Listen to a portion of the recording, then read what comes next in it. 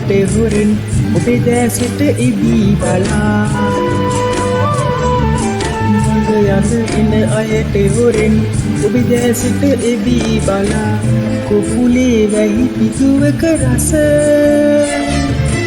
බලන්න තිබුණා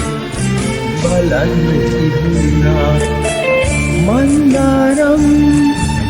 අඳුර මැදින් සිරිපොද වැහිරටෙන වෙලේ මා ඇවිදන්නන්ට ඔබ සිටිනානම්